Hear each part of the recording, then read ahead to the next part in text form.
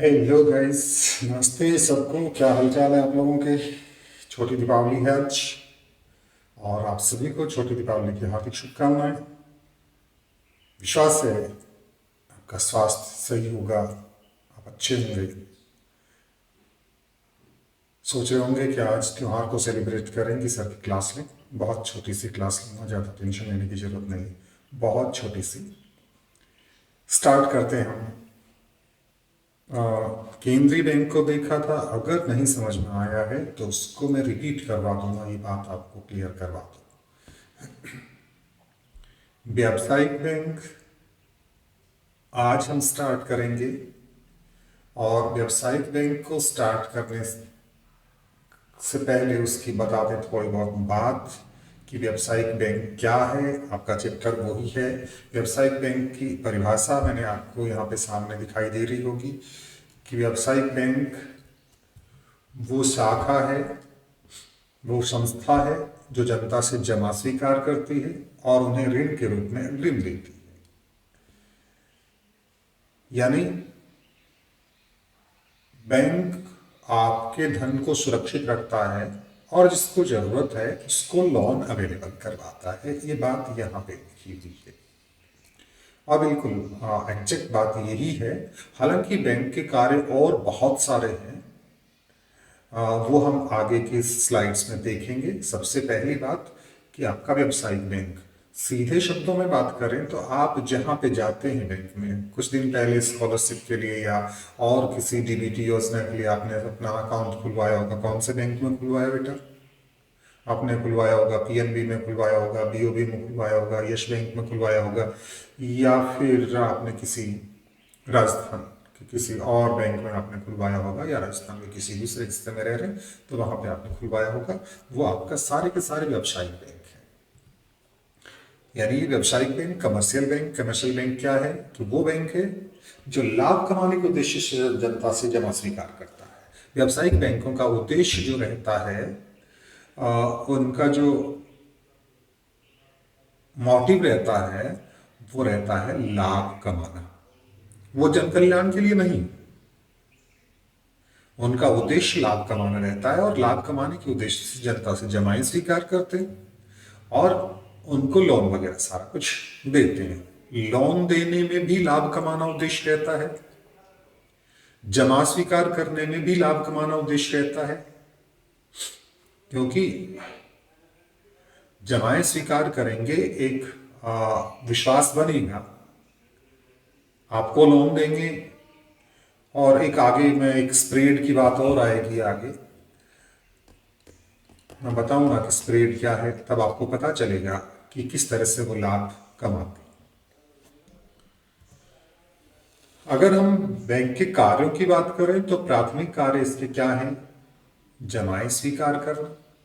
और जमाएं स्वीकार कैसे करते हैं? 4 या 5 प्रकार के, जो भी सामान्य मोटे मोटे 4 प्रकार के खाते आपको बताऊं। चालू खाता, जिसको हम कहते हैं करंट अकाउंट। व्यापारी लोग या जिनका लेन देन बहुत ज्यादा होता है या लेन देन की आवृत्ति बहुत ज्यादा होती है। आवृत्ति का मतलब, मान लो आप पेट्रोल पंप वाले हैं और या फिर आप कोई बड़ी फर्म है और उस बड़ी फर्म में आपको दिन में कई बार कैश आ रहा है और कई बार आपको जरूरत पड़ती है, तो आपको बार बार कैश आ रहा, तो आप क्या करेंगे? दिन में कई बार जो है बैंक जाएंगे और कई बार बैंक जाएंगे तो दूसरे खातों में कई बार जमा करवाने की सुविधा नहीं मिलती। चालू खाते में वो सुविधा आपको मिलती, इसको कहते हैं बेटा जी करंट अकाउंट। उसके बाद में आप लोगों का मैक्सिमम बच्चे लोग जो हैं उनका या हमारा भी जो अकाउंट होता है उसको कहते हैं सेविंग्स अकाउंट। बचत बैंक खाता जो हमारे खुलता है उसमें बैंक आपको ब्याज देता है, एक बहुत नॉर्मल सी दर पे आपको जो है बैंक ब्याज देता है और एक लिमिट होती है कि इतनी बार आप निकाल सकते हैं, इतनी बार आप जमा करवा सकते हैं। एक होता है आवर्ती जमा खाता। आवर्ती जमा खाता का रिकरिंग अकाउंट होता है, जिसको कहते हैं ना कि एक निर्धारित आवृत्ति, एक निर्धारित फ्रिक्वेंसी से आप जमा करवाते हैं। जैसे आपने आरडी करवा दी,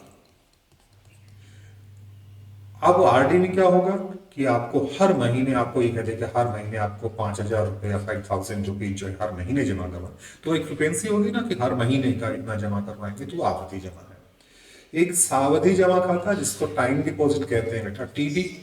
आपने नाम सुना होगा एफडी का, फिक्स डिपॉजिट। फिक्स डिपॉजिट मतलब ये टाइम डिपॉजिट है। क्या टाइम डिपॉजिट क्यों कहा गया इसको? टाइम डिपॉजिट इसलिए क्योंकि एक निर्धारित टाइम के लिए जमा करवा सकते हैं इसको। इसमें ये नहीं है कि आपने जमा करवा दिया, कल ही निकलवा दिया, परसों वापस जमा करवा दिया, फिर निकलवा लिया, नहीं। आपने जमा करवा दिया, आपको फिक्स टाइम बताया जाएगा, आप खुद बताएंगे कि मुझे 3 महीने के लिए करवाना, मुझे 3 साल के लिए करवाना, मुझे 5 साल के लिए करवाना, मुझे 10 साल के लिए करवाना। याद होगा ना, लड़की की शादियां जब हुआ करती थी, दौर आया था उस टाइम पे, तब सुबह विदा होती थी, उस टाइम पे गांव समाज परिवार बैठता था और फिर ये कहता था कि हाँ भाई छोरी के दियो, कि यो सामान दे दियो, यो सामान दे दियो, यो सामान दे दियो, और कि 2 लाख रुपया बेटी के नाम करवा दी एफडी, मतलब 5 साल का नियम। मान लो कि लगभग 5 साल के लिए जमा करवाते थे पहले, उस टाइम पे यही था कि एफडी का मतलब 5 साल। हालांकि अलग अलग टाइम की होती है, लेकिन वो तो यही मानते हैं। तो वो लड़की के नाम 5 लाख रुपए, 2 लाख रुपए एफडी का मतलब वो सावधि जमा खाता है, टाइम डिपॉजिट है।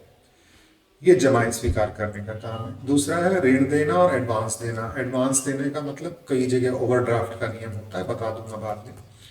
कि जैसे नगद ऋण है, आपको कैश ऋण की जरूरत है, बहुत सारे टाइप के लोन्स हैं। आपका पर्सनल लोन है, आपका हाउस लोन है, आपका ऑटोमोबाइल का लोन है, कार लोन है, और भी बहुत सारे लोन प्रकार के। ओवरड्राफ्ट, सीधे शब्दों में ज्यादा लंबा चौड़ा बात नहीं करूं, ओवरड्राफ्ट का मतलब ये होता है कुछ एक अकाउंट जो है, कुछ एक ग्राहकों को बैंक सुविधा देता है कि आपको ओवरड्राफ्ट है। ओवरड्राफ्ट का मतलब आपके खाते में 5,000 रुपये जमा है, लेकिन बैंक आपको 5,000 रुपये से ज्यादा की सुविधा दे देता है कि आप इससे ज्यादा भी निकाल सकते हैं। वो डिपेंड करता है उस कस्टमर पे। और बिल डिस्काउंटिंग का भी इसका एक प्राइमरी काम जो है वो उसमें आता है। सेकेंडरी फंक्शंस जो है वो इसमें आते हैं एजेंसी कार्य। एजेंसी कार्य का मतलब एक सिंपल उदाहरण से आपको बताऊं। एजेंसी कार्य, आपका खाता है किसी एक बैंक में, बैंक ऑफ बड़ौदा में, ठीक है। आप किसी अपने दूसरे दोस्त को पैसा दे रहे हैं, आप उसको एक चेक दे रहे हैं, तो आपका खाता बैंक ऑफ बड़ौदा में है, तो आप चेक कौन से बैंक का देंगे बेटा? बैंक ऑफ बड़ौदा का। लेकिन जिस दोस्त को आप चेक दे रहे हैं उस दोस्त का खाता पीएनबी में है या एसबीआई में है, उसका बैंक ऑफ बड़ौदा में नहीं है। लेकिन आपने उसको चेक दे दिया बैंक ऑफ बड़ौदा का, वो कहाँ जाएगा? बैंक ऑफ बड़ौदा में तो उसको जानते ही नहीं, क्योंकि उसका अकाउंट नहीं है वहां पे। वो जाएगा अपने बैंक में। अपना बैंक कहाँ? उसका पीएनबी। पीएनबी में गया, वो चेक लेके गया, और वो चेक जो है उसने वहां पे जमा करवाया। तो वो पीएनबी क्या काम करता है? वो कांटेक्ट करता है आपके बैंक से, बैंक ऑफ बड़ौदा से, और उसको बताएगा कि ये चेक आपका है और इसमें इतनी धनराशि जो है हमको चाहिए। तो वहां पे बैंक ऑफ बड़ौदा जो है एजेंसी का काम करता है, एजेंट का काम करता है। जानते हैं ना एजेंट, एजेंसी सेवाएं। तो ये भुगतान और संग्रह का काम करता है, चेक क्लियरेंस का काम करता है। आपको बहुत बार टैक्स भरना होता है, हम लोगों को टैक्स भरने के लिए हम एसबीआई में जाते हैं। तो क्या इनकम टैक्स का डिपार्टमेंट है क्या एसबीआई? नहीं ना। एसबीआई का काम अलग है, इनकम टैक्स डिपार्टमेंट का काम अलग है, लेकिन फिर भी वो हमारे लिए टैक्स भरता है। और वो टैक्स भर के कहाँ जमा करवाएगा? वो इनकम टैक्स डिपार्टमेंट में देगा, आईटी डिपार्टमेंट में देगा। इसका मतलब यहाँ पे बैंक जो है वो एक एजेंसी फंक्शंस में शामिल हो रहा है, यानी वो एजेंसी सर्विसेज का काम कर रहा है। दूसरी बात है सामान्य उपयोगी सेवाएं। जनरल यूटिलिटी सर्विस में आपको जो है विदेशी मुद्रा विनिमय, फॉरेन एक्सचेंज का काम करता है, आपको लोकर अवेलेबल करवाता है, आपको डीडी डिमांड ड्राफ्ट या ड्राफ्ट किसी इन्वेस्टमेंट में चला देता है। कई बार आपके पास फोन होते हैं कि सर आपके पास आपके सेविंग अकाउंट में इतना पैसा पड़ा है, आप जो है ना इसको इन्वेस्ट कर लो, हम आपको म्यूचुअल फंड्स में इन्वेस्ट करवा देंगे, सर ये स्कीम चल रही है हमारे बैंक की, यानी वो सलाह देता है आपको। लोकर की सुविधा है, आपके घर में पैसा पड़ा है, ठीक है आपने बैंक में जमा करवा दिया, लेकिन आपके घर में गोल्ड पड़ा है, आपके घर में सिल्वर पड़ा, डायमंड की ज्वेलरीज पड़ी है, ये सारी ज्वेलरी कहाँ रखेंगे? आपको बैंक जो है लोकर अवेलेबल करवा देगा। और क्रेडिट क्रिएशन का काम करता है। बैंक ऋण और जमा के माध्यम से मुद्रा आपूर्ति बढ़ाते हैं। क्रेडिट क्रिएशन, इसका पूरा क्रेडिट क्रिएशन का एक क्लास लेके इसको पूरे क्लियर समझाऊंगा। इसमें केवल आप इतना सा याद रख लें कि क्रेडिट निर्माण या क्रेडिट क्रिएशन, जिसको कहते हैं हिंदी में साख निर्माण। क्या कहते हैं बेटा? साख निर्माण। तो ये साख निर्माण जो है वो डिटेल से एक क्लास लूंगा। इसमें एक लाइन में पूरा होने वाली बात नहीं है, कैसे साख का निर्माण होता है। बस आज के लिए इतना ही। मिलते हैं दीपावली के पहले, आज है दीपावली के बाद मिलते हैं। तब तक के लिए बाय।